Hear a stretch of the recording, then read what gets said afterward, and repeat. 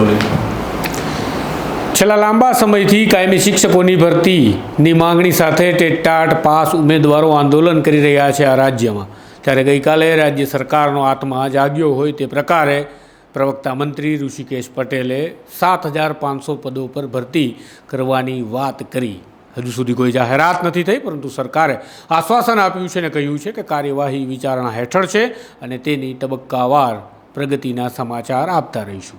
પરંતુ આંદોલનકારીઓ શું કરશે હવે, કે જેઓ છેલ્લા 1.5 વર્ષથી માંગણી કરે છે? કુબેર ડિંડોરે, કે જેઓ શિક્ષણ મંત્રી છે, અગાઉ માધ્યમોની સામે એવું કહ્યું હતું કે અમે કાયમી શિક્ષકોની ભરતી કરતા રહીશું અને આ તારીખ જતી રહી છે, 1 વર્ષ કરતાં વધારે સમય જતો રહ્યો છે, ભરતી થઈ નથી. તો આ વાયદા અને વચન પર શું આ યુવાનો, આંદોલનકારી આગેવાનો ભરોસો કરે છે ખરા? આપણી સાથે છે આજે યુવરાજસિંહ, સાથે જ ટેટાટના આંદોલન માટે લડી રહેલા સૂરજ છે, સાથે જ આપણી સાથે જોડાયેલા છે તેજસ મજીઠિયા, જેઓ પણ લાંબા સમયથી આ લડાઈનો, આ સંઘર્ષનો એક હિસ્સો છે. આ તમામ મિત્રોને પૂછીએ હવે શું તેઓ પ્રવક્તા મંત્રીની એટલે કે સરકારની આ વાત સાથે સહમત છે? શું તેઓ માની ગયા છે? શું આંદોलन હવે આટોપી લેવાશે? જી सूरज, अभी तक तो ऐसा हुआ था कि शिक्षण मंत्री कुबेर भाई डिंडोर ने जो एक प्राइवेट न्यूज़ चैनल पर बोला था कि हम 15 जून के आसपास भर्ती करेंगे, उस पर हमको बिल्कुल भरोसा नहीं था. लेकिन कल हमारे जो मुख्यमंत्री भूपेंद्र भाई पटेल हैं, उनकी अध्यक्षता में कैबिनेट मीटिंग जो बिठाई गई और मीटिंग के अंदर ऋषिकेश पटेल जो कैबिनेट मंत्री हैं, प्रवक्ता मंत्री, उन्होंने ऐसा कहा है कि उच्चतर माध्यमिक एवं माध्यमिक में हम 7,500 की भर्ती करेंगे. तो हमें पूरी तो पूरी नहीं पर 50% ऐसा विश्वास है कि मुख्यमंत्री श्री की अध्यक्षता में ऐसा बोला गया है और पहली बार बोला गया है. जब से मुख्यमंत्री भूपेंद्र भाई पटेल बने हैं तब से पहली बार शिक्षण विभाग के लिए एक पॉजिटिव न्यूज़ है कि हमारे लिए उन्होंने निर्णय लिया. उस चीज़ को हम स्वीकार करते हैं, उसको स्वागत है.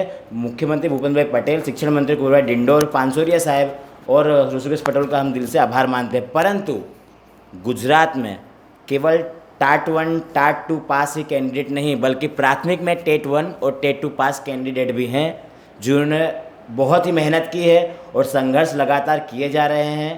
मेरे जैसे जो हम हिंदी माध्यम के छात्र हैं, हमारे अलावा उर्दू माध्यम गुजरात में चलता है, मराठी माध्यम चलता है, इंग्लिश माध्यम चलता है, उस पर भी चर्चा विचारणा होनी चाहिए. क्योंकि हमारे गुजराती माध्यम के अलावा अभी तक 3300 की भर्ती गुजराती माध्यम में हुई, उसके बाद 2600 की हुई, 2750 की जो भर्ती बाकी थी उसकी फ़ाइल अभी तक अटकी हुई है. और शिक्षण मंत्री कुबेर डिंडोर ने मुझे स्वयं कहा था, 10 मिनट बात हुई थी हमारी, और सर ने ऐसा कहा था कि आपकी फ़ाइल हमारे पास है. फिर कहा कि सीएम के पास जाने वाली है, वहाँ से जो भी निर्णय लिया जाएगा कैबिनेट में, उसके बाद आपकी भर्ती की जाएगी. तो मैं शिक्षण मंत्री कुबेर भाई डिंडोर से हाथ जोड़ के विनती करना चाहता हूँ कि अन्य माध्यम की जो फाइल और 5 से 6 वर्षों से जो भर्तियाँ नहीं हुई अन्य माध्यम में, वो भर्ती भी जल्द से जल्द की जाए. जो आपने उच्चतर माध्यमिक और माध्यमिक में जाहिरात की है वो हमको स्वीकार है. उसके अलावा गुजराती माध्यम में जो प्राथमिक विभाग है उसमें, उसके अलावा जो अन्य माध्यम की आप अलग से भर्ती निकालते हैं, इसमें उर्दू, मराठी, मैंने आपको बताया, अंग्रेजी, हिंदी नहीं. पर जो कल जो सरकार की बात करें तो जो हमें ऋषिकेश पटेल जी ने बताया आफ्टर कैबिनेट, जो उन्होंने पत्रकार परिषद किया उसमें, तो उन्होंने टाट 1 और टाट 2 के जो कैंडिडेट्स हैं उनके लिए ही ये जो है रिक्रूटमेंट, उसके साथ उन्होंने बताया कि पहले ये भर्ती इसलिए करेंगे ताकि नीचे से जिसको ऊपर जाना है वो भी आ सके, ऊपर वाले को जिसको नीचे जाना है उसको भी सहूलियत रहे, ये सारी चीज़ें बताई. पर हमें कहीं ना कहीं ये जो उनका जो निवेदन है, हमें लगा कि ये 7,500 की जो रिक्रूटमेंट की बात की उन्होंने 3 महीने के अंदर करेंगे, ऐसी बातचीत की है.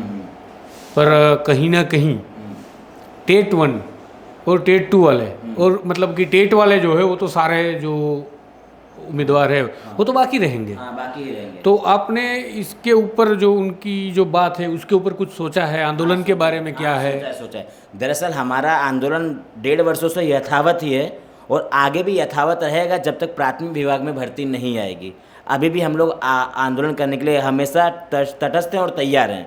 अगर ये लोग सोचे कि हम शांत हो गए तो शांत नहीं. जब तक प्राथमिक विभाग में और एक एक अपने प्रोविजनल बोलते हैं, प्रोविजनल एक लेटर नहीं आता है ना, तब तक उस लेटर पे हम अभी हम भरोसा नहीं करेंगे जब तक वो प्रोविजनल लेटर नहीं आ जाता है। प्राथमिक विभाग में जब तक नहीं आ सकता तब तक हम भरोसा नहीं करेंगे। नहीं मतलब आपको ये तो भाजपा की भरोसे की सरकार है ऐसा प्रचार भरोसे की सरकार तो नहीं है, मैं ये नहीं बोलूँगा भाजपा भरोसे की सरकार है। भाजपा भरोसे की सरकार ना हुई है ना होगी, वो तो मैं लिख के दे देता हूँ। अगर भरोसे की सरकार होती तो 15 जून के आसपास जो उन्होंने कहा था ना, 15 जून के आसपास भर्ती हो गई होती, जैसा कुंवर भाई डिंडोर ने कहा अब था। तो बोल रहे हैं 3 महीने में कर लेंगे। देखते हैं 15 दिन में ज्ञान सहायक के लोग भर्ती कर सकते हैं 40,000, तो 3 महीने में का टाइम क्यों ले रहे हैं? ज्ञान सहायक की आप 15 दिन में भर्ती करते हो और कॉन्ट्रैक्चुअल भर्ती जो कि प्रोसेस सेम है, तो आपको 3 महीना क्यों लग रहा है भर्तियाँ करने में? आप उसे भी फटाफट पूर्ण करें।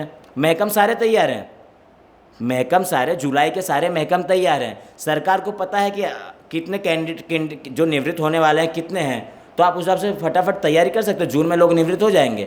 जून में प्रोसेस 1 महीने की होती है।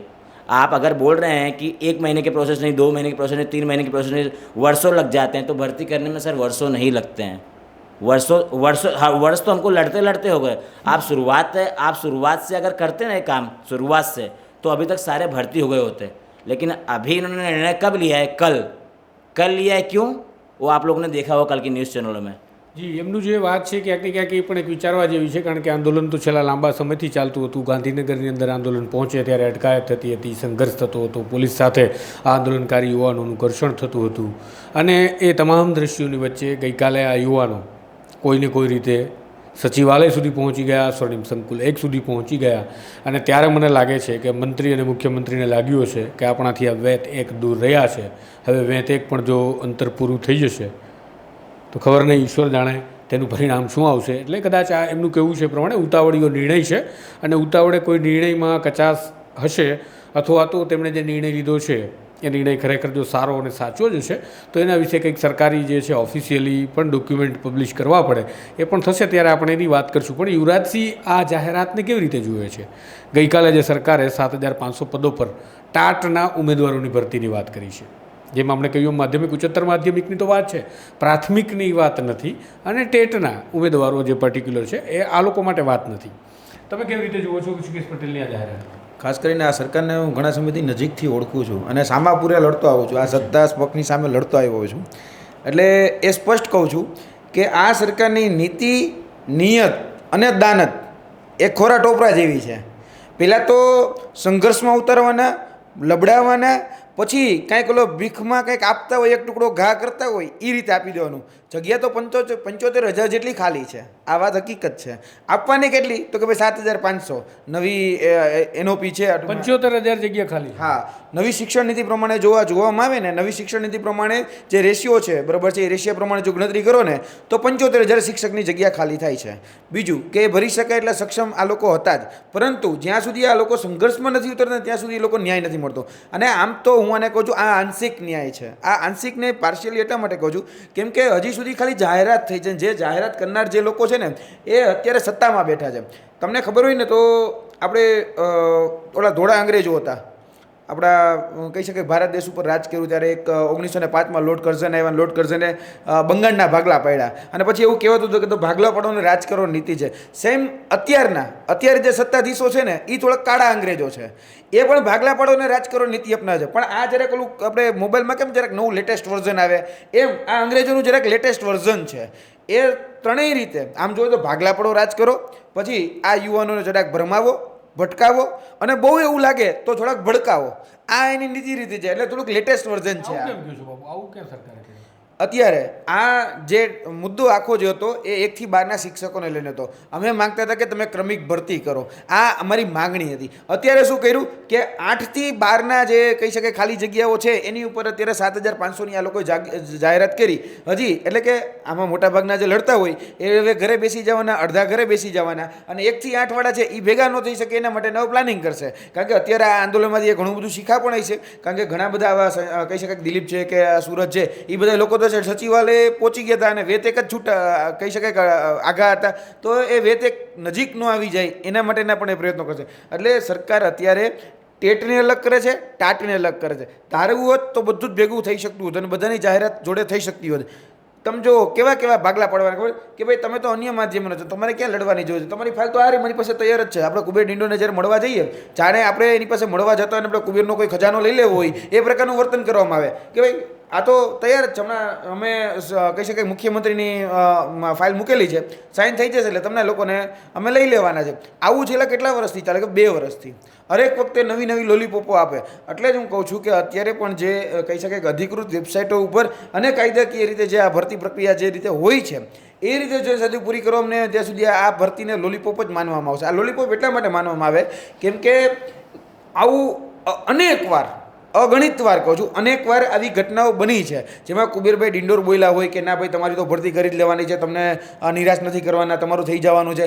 અમે શિક્ષણ સચિવને મળીએ તો પણ આવા ઠાલા આશ્વાસનો આપવામાં આવે છે, ઠાલા વચનો આપવામાં આવે છે. અત્યારે પણ આ જે આશ્વાસનો છે, હૈયાધારણા જેને કહીએ, અથવા તો આ બાબતે અત્યારે જે બાબતો અત્યારે મૂકવામાં આવી છે અમારી સામે કે ભાઈ અમે ટાટ 1 અને ટાટ 2માં 7,500 શિક્ષકોની ભરતી કરીશું.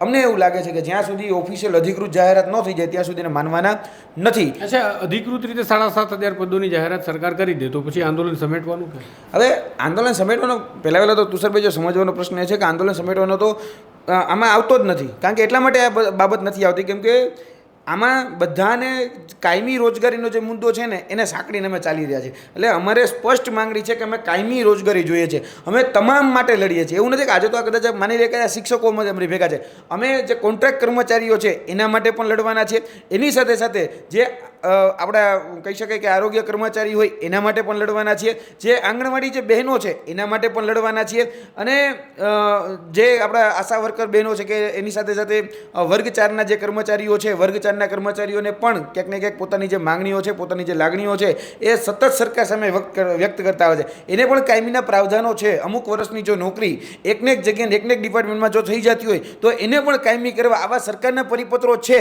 અને આવા સરકારના તમામ પરિપત્રોને આ સરકાર ગોઈને પી ગઈ છે. એટલે આ ગોરીને જે સરકાર પી ગઈ છે ને અમે બધું જ કરવા માગીએ છીએ, કારણ કે કાયમી નોકરી એ અમારો મુખ્ય ઉદ્દેશ્ય છે. તો યુવરાજસિંહ, હું વાત કરું તો કે આશા વર્કર બહેનોની તમે વાત કરો છો, કર્મચારીઓને સાથે લેશી તો કેટલી સંખ્યા થાય? આટલા મોટા લોકોને તમે એકત્રિત તો ટૂંકમાં શિક્ષકોની સાથે એમને પણ એકત્રિત કરશો? ચોક્કસપણે આવનાર દિવસોમાં આ બધા જ લોકોને ભેગા કરવામાં આવશે, એક સિંગલ પ્લેટફોર્મ પર ભેગા કરવામાં આવશે, અને ત્યાંથી આ બધાના એજન્ડાઓ સમજી, કારણ કે અમારી પાસે અમારી જે લીગલ ટીમ છે એની પણ અમે એડવાઇસ લઈ લઈને ચાલી છે. કેમ કે આમાં પરિપત્ર અમારી પાસે છે કે કોન્ટ્રાક્ટ કર્મચારીઓને કાયમી કઈ રીતે કરી શકાય, કેટલા સમયગાળા પછી કરી શકાય. અને તો હજારો લાખો છે કદાચ ગુજરાતમાં. હા, ગુજરાતની અંદર છે, એમાં ના જ નથી પડતો. હું કહું છું હજારો છે, બરાબર. આમાં આંકડો માનવા જઈએ તો કદાચ હું કહું છું લાખે પહોંચી જાય. બધા જો ડિપાર્ટમેન્ટમાં આપણે ગણીએ તો બધા ડિપાર્ટમેન્ટમાં ગણીએ તો લાખો કર્મચારીઓ એવા છે જેને કોન્ટ્રાક્ટ ઉપર રાખવામાં છે. આ કોન્ટ્રાક્ટ જે છે ને એ ખરેખર કાવતરું જ છે, જેમાં જે તે વ્યક્તિ જે તે પદ ઉપર નોકરી કરતો એઝ એ કોન્ટ્રાક્ટ તરીકે, તો મેં હજી સુધી સ્પષ્ટ કહું છું કોઈ પણ પ્રકારની જવાબદેહી કે જવાબદારી એ ફિક્સ નથી થતી. એટલે એકાઉન્ટેબિલિટી કે રિસ્પોન્સિબિલિટી એની કોઈ જગ્યાએ પેદા જ નથી થતી. એટલે સરકાર જે 2 નંબરના કે ભ્રષ્ટાચારના XYZ જે કામો કરાવાયું ને એ કોન્ટ્રાક્ટ કર્મચારીઓ પાસે કરાવે. એટલે કોન્ટ્રાક્ટ કર્મચારીની જે એકાઉન્ટેબિલિટી તમે જોજો અત્યારે કદાચ આ પેપર લીકેજની જે બાબતો આવતી હોય ને તો એ થર્ડ પાર્ટી કોન્ટ્રાક્ટ આપે. કોને કોન્ટ્રાક્ટ આપે? તો કે પ્રાઇવેટ પેપર કાઢનારી એજન્સી છે, બીજી ત્રીજી એજન્સી. પ્રાઇવેટ એજન્સી શા માટે આપો ભાઈ? આજે સરકાર પાસે શું સરકારની પ્રિન્ટિંગ પ્રેસ નથી? સરકાર પાસે 4 ગુજરાતની અંદર પ્રિન્ટિંગ પ્રેસ છે. શા માટે ભાઈ પોતાનું પેપર અહીંયા નથી છપાવતા? સરકારને તો પોતાના પ્રિન્ટિંગ પ્રેસ પર ભરોસો નથી. એનો મતલબ એવો થાય. એનો મતલબ એવો થયો કે સરકાર પાસે 4 પોતાના પ્રિન્ટિંગ પ્રેસ હોય છતાંય પેપર કઢાવવા માટે એક આ સૂર્ય ઓફસેટને આપે, કે એડ્યુ ઓફસેટને આપે, કે બીજા ત્રીજાને આપે. એટલે આ એક સુનિયોજિત કાવતરાના ભાગરૂપે બધું જ ચાલી રહ્યું છે.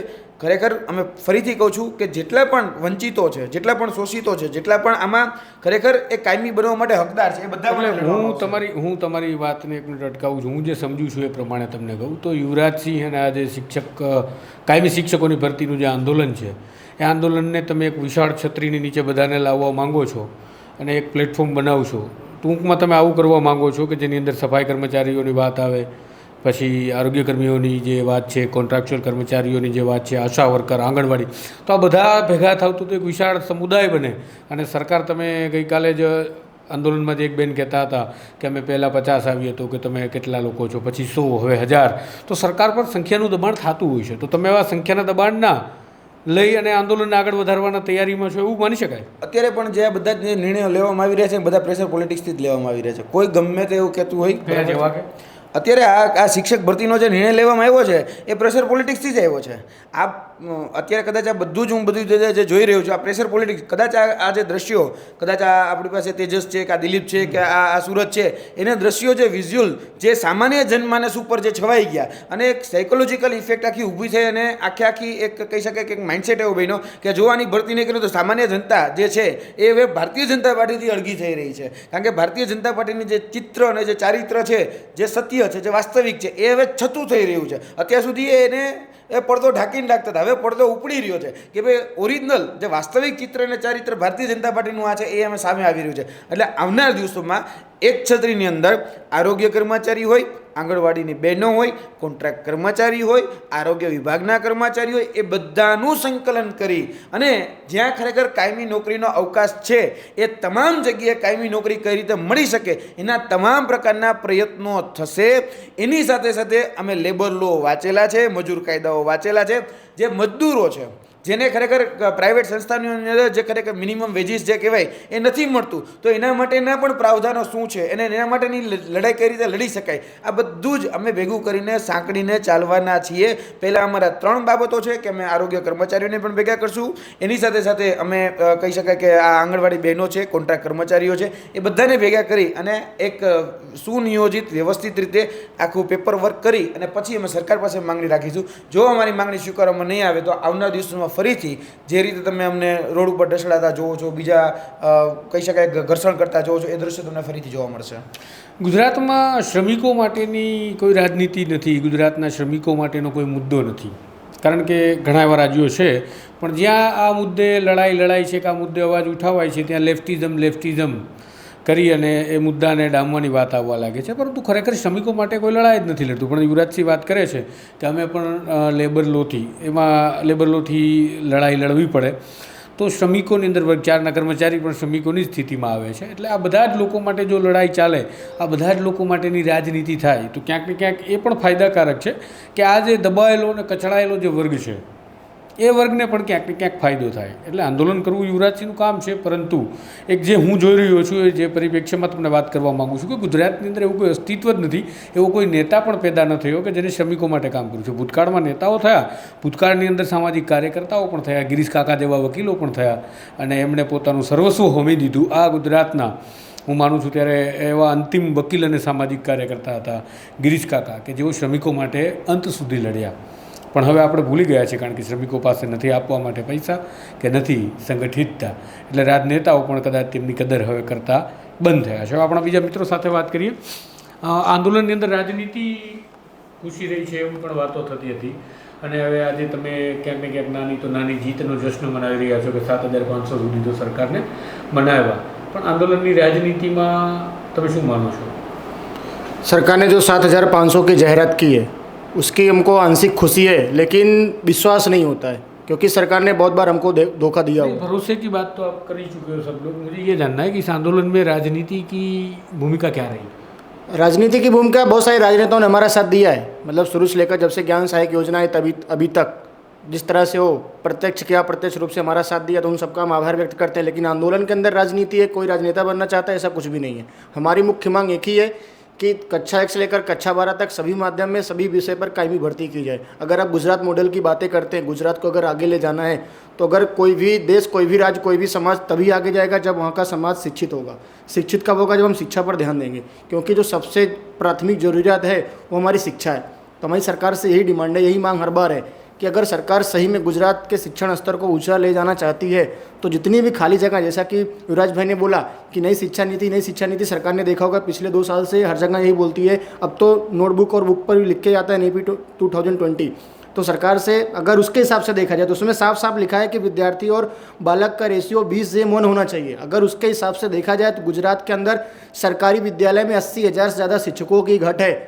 तो सरकार 20:1 का रेशियो है. हाँ, तो मतलब गुजरात में 20:1 का नहीं है रेशियो, तो क्या है? पुराना है जो 25:1 और 30:1 और 35:1 है अलग अलग. कक्षा 1 से 8 के लिए, 9-10 के लिए और 11-12 के लिए. अगर उसके हिसाब से देखें तो पर्याप्त शिक्षक नहीं है गुजरात में बच्चों को पढ़ाने. नहीं है. आप 34,000 की कमी तो है, सरकार ने एक्सेप्ट किया है विधानसभा के अंदर. तो ये बाकी के जो आप काउंट कर रहे हो वो कैसे? वो नई शिक्षा नीति के हिसाब से अगर 20 विद्यार्थी और एक शिक्षक निकाला जाए, पूरे गुजरात में जितने बच्चे हैं और 20 एक हिसाब से निकाला जाए तो 80,000 ज़्यादा शिक्षकों की घट तो है। इसका मतलब तो ये हुआ जितने लोग आप आंदोलन जो टेट टाट पास है उन सबको सरकारी नौकरी मिल जाएगी फिर? आंदोलन में टेट टाट पास उम्मीदवारों को देखा जाए तो गुजरात के अंदर अभी जो पास हुए हैं, जो पिछले पास होकर बैठे हुए लगभग 2 लाख से ज़्यादा कैंडिडेट हैं। 2 लाख से जो पिछले भी है। हाँ, पिछले भी हैं। टेट वन एलिजिबल कितने होंगे शायद, आपको क्या लग रहा है? तो जो सरकार जिसके हिसाब से भर्ती करे, जो नीति नियम बनाए, मेरिट पे होगा कि मार्क्स होगा, जिसका नंबर आएगा उसको नौकरी मिलेगी। काफियों की उम्र भी चली गई। हाँ, उम्र का तो मैं अन्य माध्यम की बात करूँ तो अन्य माध्यम के अंदर लगभग पिछले 6 साल से एक भी भर्ती नहीं है। 2018 में भर्ती हुई थी, 2024 चल रहा है, 6 साल के बीच में एक भी भर्ती नहीं हुई है। बहुत लगभग सूरत के अंदर 5 कैंडिडेट हैं और अहमदाबाद के अंदर 3 कैंडिडेट, इनकी उम्र मतलब जुलाई अगस्त में पूरा हो जाएगी। और अन्य माध्यम की फाइल अभी भी कोविड इंडोर्स जी मंत्री जी अभी बोलते हैं मेरे पास ही फाइल है, तो फाइल की जाहिरात क्यों नहीं हो रही? अगर आप कल मीटिंग करके 9 से 12 की जाहिरात कर सकते हैं तो अन्य माध्यम की जाहिरात क्यों नहीं सकते? क्योंकि अगर देखा जाए तो मैं हूँ कि सूरत भाई दूसरे कैंडिडेटों की नेहा पहले लड़ती थी, तो अगर हमारी भर्ती नहीं तो आंदोलन कहाँ से समाप्त होगा?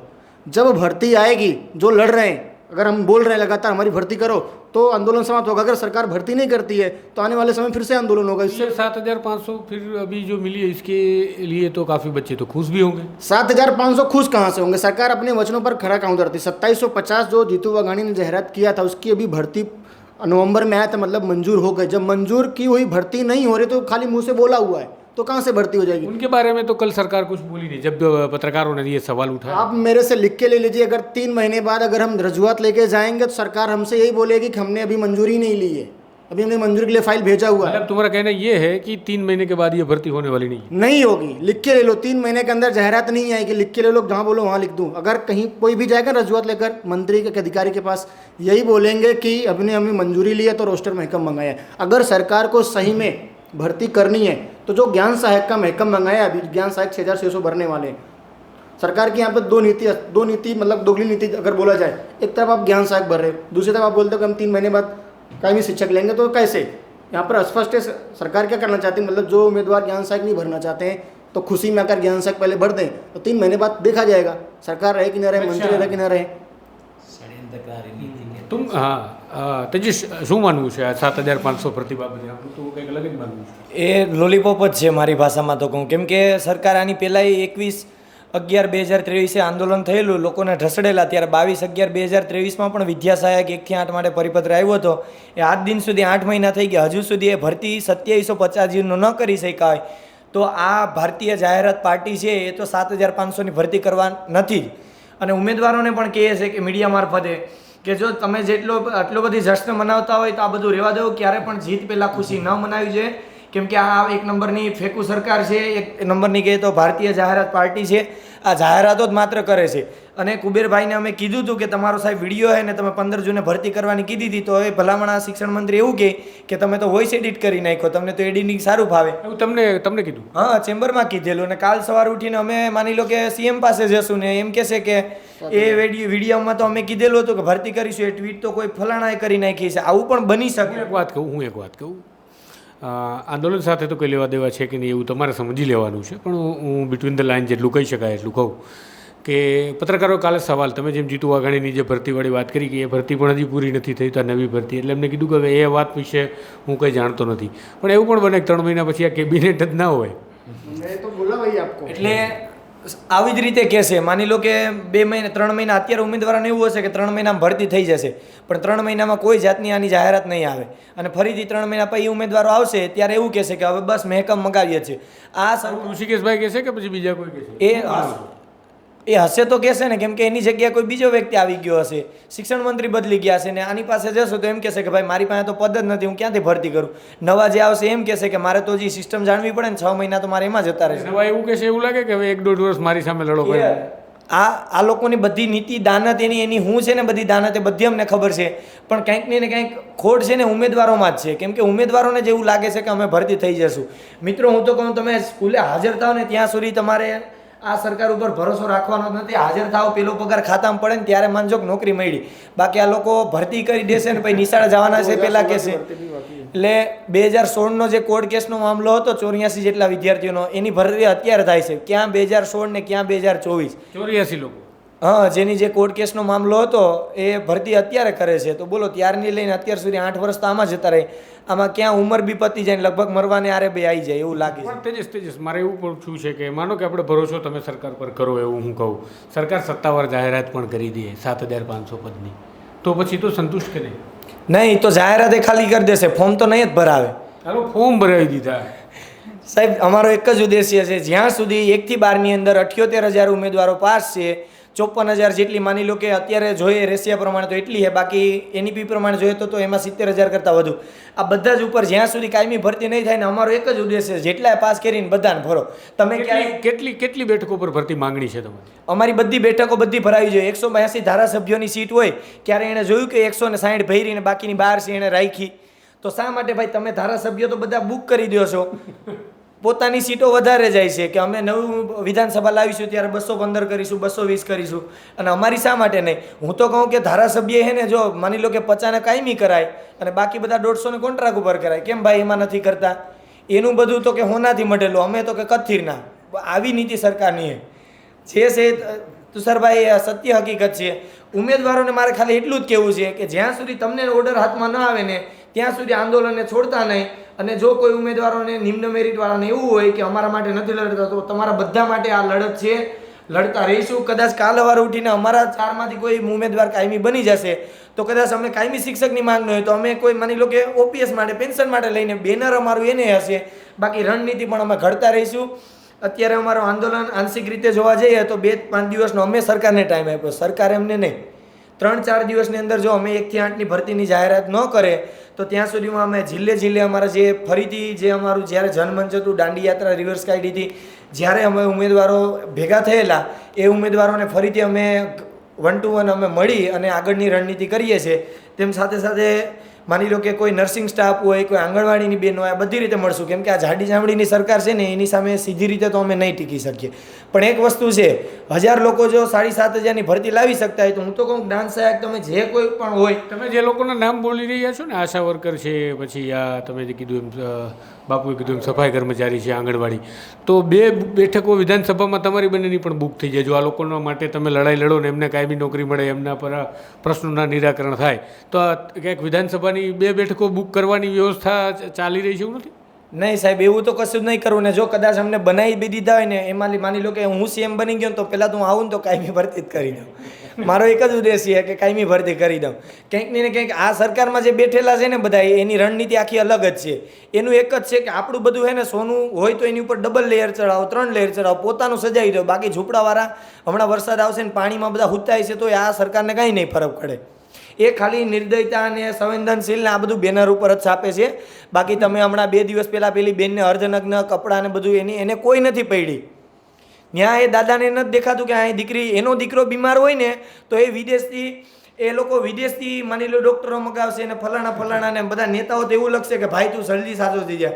અને કોઈ માનો બાપનો એકેય ધારાસભ્ય એવો પેદા નહીં થયો કે 2 દિવસ પહેલાં પેલી બેનની દીકરીને આવી રીતે ઢસડેલી તો એના વિશે બોલ્યો હોય.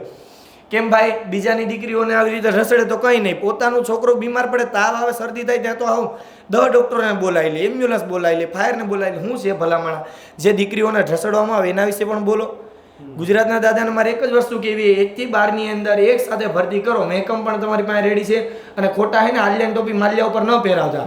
કાલ વાર ઉઠીને અમે શિક્ષણ સચિવ પાસે જઈએ તો એ મોટી ફેક છે, મંત્રી મોટી ફેક છે. સીએમને ફરીથી અમે આજે મળવા જઈશું ને તો એમ કહે કે મને તો ખબર જ નથી કે યાર ભરતી કેમ નહીં થતી. એમને ખબર તો હશે ને કે ઋષિકેશભાઈ કાલે સ્ટેટમેન્ટ આપ્યું? એ બધી ખબર હોય પણ આ એમ કહે ને કે આ ખાડા કાન કરે, જાણતા હોવા છતાં પણ અજાણ્યા થાય. એને મળવા જાય એટલે એમ જ કહેશે કે મને ખબર નહીં. 3 મહિના પછી મંત્રીમંડળ બી બદલી જશે, બધું એને જ થશે ને એમ જ કહેશે 6 મહિના લાગશે સિસ્ટમને સમજતા. એટલે સરકારને એક જ વસ્તુ અમારી કેવી છે કે અમે આંશિક રીતે આનો સ્વીકાર કરીએ છીએ અને 1 થી 8માં પણ ભરતી કરો, બધા જ માધ્યમની અંદર, બધા જ ધોરણની અંદર ને બધા વિષયોની. જો નહીં કરે ને તો ફરીથી આંદોલન છે ને આ તો હજી ચિંગારી છે, આ ભડકો થતાં વાર નહીં લાગે અને ભડકો થશે જ. હવે હું કરવું ને એના ઉપર છે. હું જોઈ રહ્યો છું જ્યારે તમે બધા જ લોકોને એક છત્રી નીચે લાવવાની તમે યુવરાજથી વાત કરો. હવે સંગઠન મજબૂત કરવું પડશે કેમ કે આ સીધી રીતે તો નહીં સમજે. ખાલી શિક્ષકોના આંદોલન થકી આ લોકો માની લો કે આખો સચિવાલયને 400 પોલીસ ગોઠવી શકતી હોય તો આંગણવાડીની બહેનો તો નાના છોકરા લઈને આવશે, ક્યાં જશે? નર્સિંગવાળા આવશે તો મા બાપને લઈને આવશે, બધાને લઈને આવશે. આ વસ્તુ કરો એટલે ગુજરાતની 25% જનતા આંદોલન ઉપર હોય એવું કહેવામાં જરાય અતિશયોક્તિમાન નથી લાગે, એવું થશે? હા એ જ, હવે તો ભૂમિ થઈ ગઈ ગાંધીનગર એટલે આંદોલનનું ઘર ને પોલીસ સ્ટેશનમાં બસ રાજે બધાને પૂરે એટલે સામાન્ય રીતે રાજધાની આંદોલનનું ઘર હોય જ. રાજધાનીમાં એક જગ્યા જે સ્પેસિફાઈડ હતી કે આંદોલન માટે અહીંયા આંદોલનની જગ્યા સરકાર જ આપે કે ત્યાં બધી આંદોલનકારીને સુવિધા મળે. તમને નથી મળતી સુવિધા? ના, અમને કરાઈ પોલીસ સ્ટેશનને બધે લઈ ગયા હતા, મગોડી પોલીસ સ્ટેશનને, પણ ત્યાં પાણી સાહેબ પાણીની બી સુવિધા હોતી નથી. પછી અમારા મિત્રો પાણી બહારથી લઈને આવે છે, સ્ટાફને પણ ક્યારેક અમે પાણી પીવડાવીએ છીએ. આવી બધી વસ્તુ તો મીડિયામાં પોલીસને તમે પાણી પાવો? થોડુંક અમારે ઢસડે તો થોડીક એમની પણ હેલ્પ કરવી જોઈએ ને, કેમ કે તો એનામ થોડીક તાકાત રહે, જુસ્સો રહે, ઢસડવામાં હમું રહે. અચ્છા, તમને લોકોને પોલીસ સ્ટેશન ઉઠાવીને લઈ જાય છે જે તમે કહો છો, પછી શું કરે છે આ લોકો જ્યારે આંદોલનમાંથી ઉઠાવી જાય? પૂરી દે છે ને બસ ડર પેદા કરી દે છે કે કેસ ઠોકી દેશું ને ફલાણું ફલાણું કરી એટલે પૂરી ક્યાં દે? એક મોટો હોલ હોય એમાં ઘેટા બકરાને પેલા વાડામાં પૂરીએ ને એ રીતે પૂરી દે છે કોઈ જાતનું. અને અમને તો મગોડી પોલીસ સ્ટેશનમાં લઈ ગયા હતા, SRP કેમ્પ છે ચેતક કમાન્ડો. ત્યાં તો કદાચ તમે દોડી દોડીને પણ હાલતા હાલતા નીકળી શકો ને તો પણ તમે ગાંધીનગર ન પહોંચી શકો. અમને એવું લાગ્યું હતું કે આ લોકોએ 30-40 કિલોમીટર દૂર મોકલી દીધા અને બહાર મેદાનમાં ખુલ્લે આમ બધા બેઠા હતા, કેમ કે ભાગીને જવાનો જ નથી. પેલો કે ને રણમાં ભૂલો પડ્યો હોય તો એ દોડી દોડીને મરી જાય, એને એમ દેખાતું હોય કે સામે પાણી છે, ત્યાં જાય તો ત્યાં કંઈ નહીં, એવી રીતે અમને દૂર મોકલી દે છે.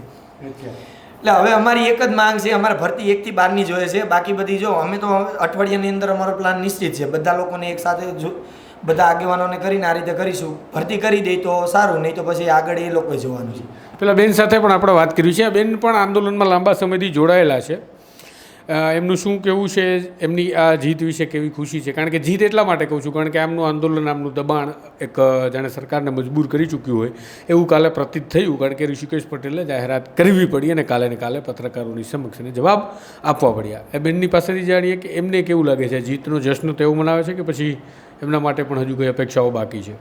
જી, ગઈકાલે સરકારશ્રીએ જાહેરાત કરી કે 7,500ની અમે 9 થી 12માં ભરતી કરીશું.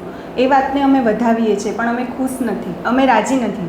કારણ કે આપ ઈચ્છતા તો 1 થી 12માં એક સાથે ભરતી કરી શકતા. જ્યારે અમે ભૂતકાળમાં શિક્ષણ મંત્રી સાહેબને મળવા ગયા હતા ત્યારે તો એમણે એમ કીધું હતું 1 થી 12માં એક સાથે નોટિફિકેશન આપીશું ને એક સાથે અમે તમને સ્કૂલમાં હાજર કરીશું. તો એ વાતનું શું?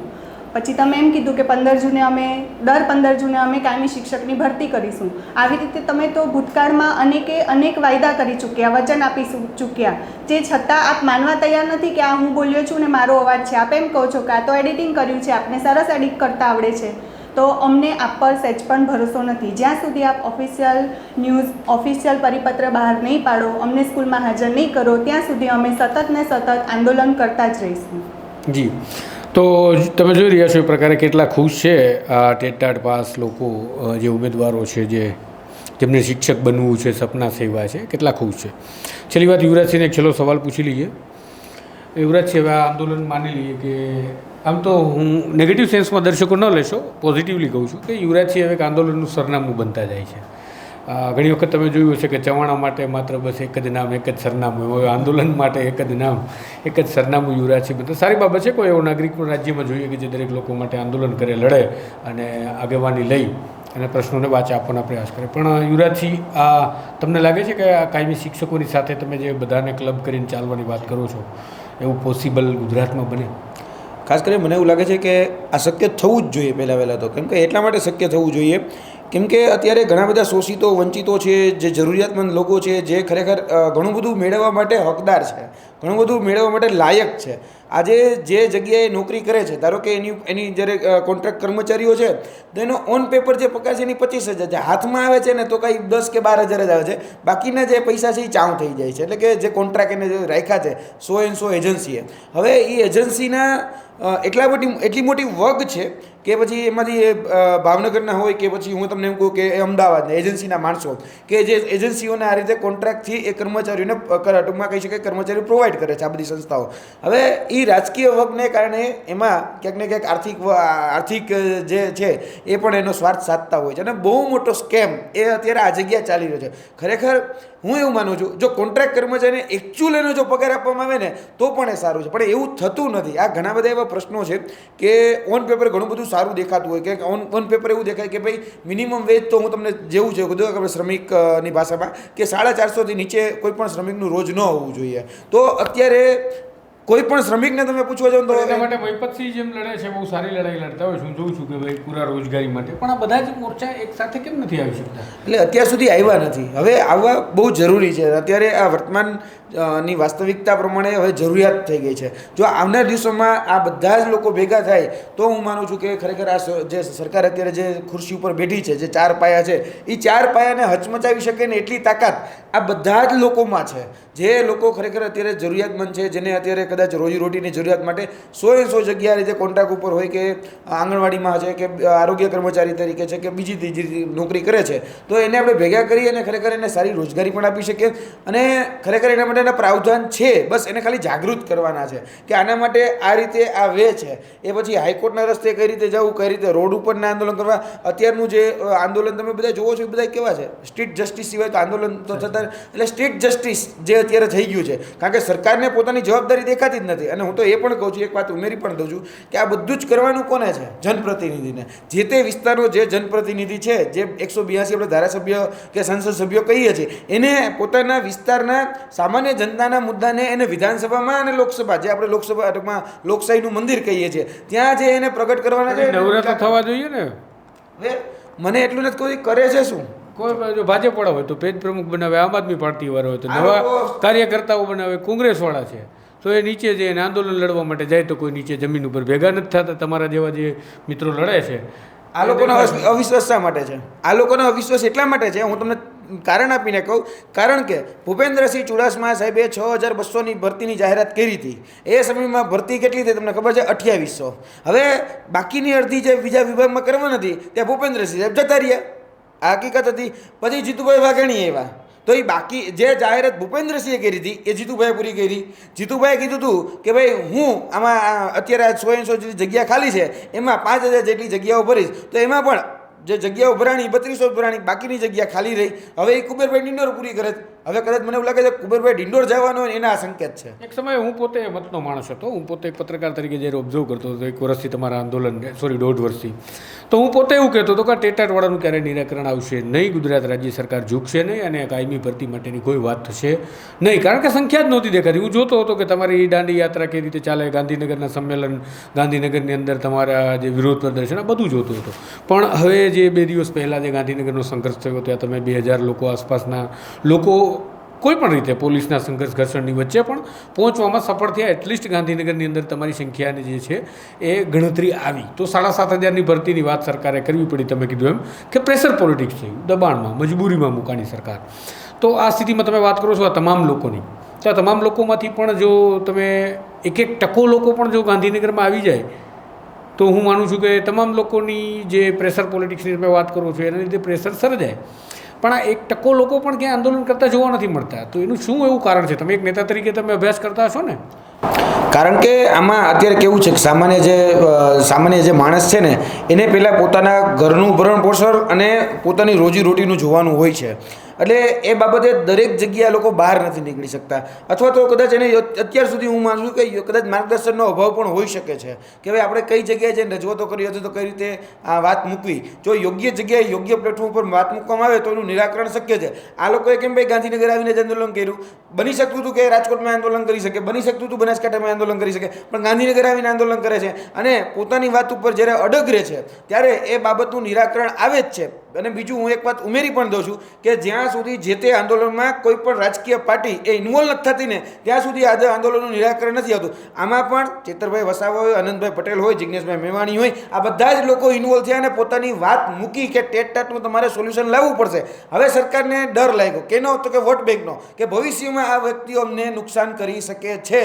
એટલે કોઈ પણ વ્યક્તિ એવું સમજે કે ભાઈ જે તે 100 આંદોલન છે એ રાજકારણ વગર શક્ય છે કે નહીં, તો એને ચોક્કસપણે કહેવું રાજકારણ વગર કોઈ પણ આંદોલન શક્ય નથી. ગાંધીજીના જેટલા પણ આંદોલનો થયા, સરદાર પટેલના જેટલા આંદોલન થયા, બધા જ આંદોલનો જોઈ લેવાની છૂટ. કારણ કે તમામ પ્રકારના ફંડિંગથી લઈ, તમામ પ્રકારના બેકબોનથી લઈ, તમામ પ્રકારના પીઠબળની બધી જ પ્રકારે જરૂર પડતી હોય છે. ત્યારે રાજકીય પાર્ટીઓ 100 રીતે મદદ કરતી હોય. કારણ કે આંદોલન ઉપર સામાન્ય જનતા આવે છે તો સામાન્ય જનતા પોતાનું ઘર કઈ રીતે ચલાવશે? સામાન્ય જનતા જે રોડ ઉપર છે તો એને કંઈક ખાવા પીવો તો દેવું પડશે ને. આજે રોડ ઉપર જે પણ લોકો, મેં તમને જે વાત કરી અત્યારે કે ભાઈ આપણે આંગણવાડી બહેનોને લાવશું, તો આંગણવાડી બહેનોને ઘરે તકલીફ ન પડે અને એને રોડ ઉપર તકલીફ ન પડે એટલી તો મારે ટેક કેર કરવી પડશે ને નહીં. એટલે મારે ત્યાં સુધી એ બધી જ બાબતોનું ધ્યાન રાખી આ બધા ડાયમેન્શનો ડાયરેક્શનો વિચારી અને આવનાર દિવસોમાં બધાને ભેગા કરવા છે, જેથી કરીને આ લોકોને યોગ્ય પ્લેટફોર્મ પણ આપી શકાય અને આ લોકોની જે યોગ્ય અને વ્યાજબી જે રજૂઆતો છે એ રજૂઆતોને અમે સીધી જ કહી શકાય કે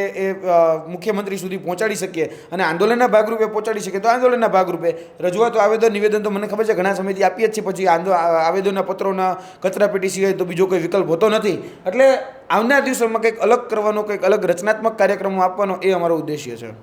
તો યુવરાજસિંહ જે પ્રકારે વાત કરી રહ્યા છે એ પ્રકારે મહાગુજરાત કાયમી નોકરી આંદોલન થાય તો નવાય નહીં, કારણ કે એમની જે અત્યારે તૈયારીઓની તે વાત કરી રહ્યા છે એ આ જ દિશામાં સૂચવી રહ્યું છે કે કઈ દિશામાં યુવરાજસિંહ આગળ વધી રહ્યા છે. આ હતી ટેટાટ પાસ ઉમેદવારોની વ્યથા. હવે તેઓ અન્ય લોકોને સાથે જોડવાની વાત કરે છે. કાયમી નોકરીના પ્રશ્નો હોય કે પછી તમામ કર્મચારીઓના પ્રશ્નો હોય, તમામને એક મંચ નીચે લાવવાની વાત કરે છે. રાજ્ય સરકાર પર દબાણ સર્જાયું. 7,500ની ભરતી માટેની તેમણે જાહેરાત કરી છે. 3 મહિનાનો સમય તેમણે કહ્યો છે. જોઈએ આ 3 મહિનાના સમયમાં તેઓ આ ભરતી કરે છે કે કેમ, પછી આ યુવાનો સાચા સાબિત થાય છે કે પછી સરકાર સાચી સાબિત થાય છે. ભરોસાની વાત તો સરકાર અવારનવાર કરતી રહે છે.